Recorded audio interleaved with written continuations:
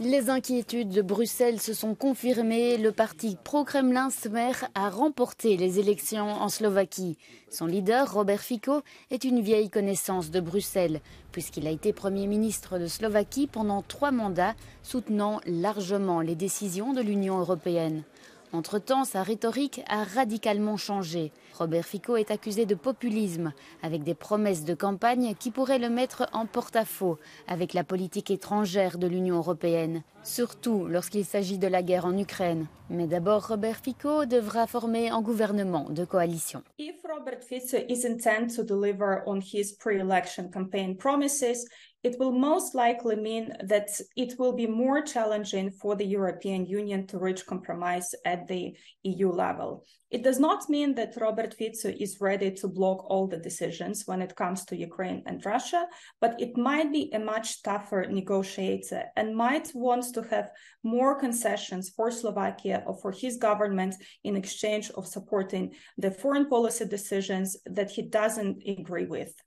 Robert Fico a démissionné du gouvernement en 2018, après l'assassinat du journaliste anticorruption Jan Kuciak et de sa fiancée. Après cela, une série d'enquêtes anticorruption ont été menées. Des tentatives ont été faites pour inculper Robert Fico, mais celui-ci bénéficiait de l'immunité parlementaire. Les poursuites ont finalement été abandonnées.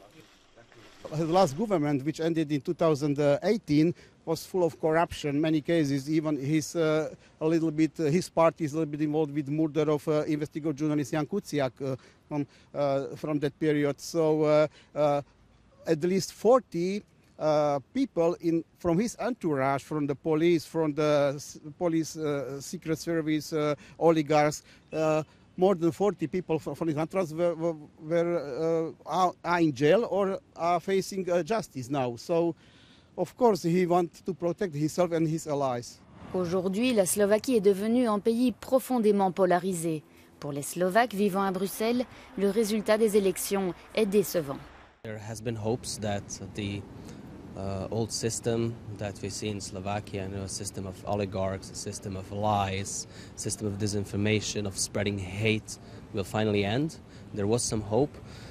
I have no doubt in my mind that Slovakia will progress gradually towards that, but unfortunately not right now yet. And that was a great disappointment to see that it's not happening in this round. Si Robert Fico parvient à former un gouvernement, Bruxelles verra rapidement si son populisme perdurera ou s'il reviendra sur la voie européenne.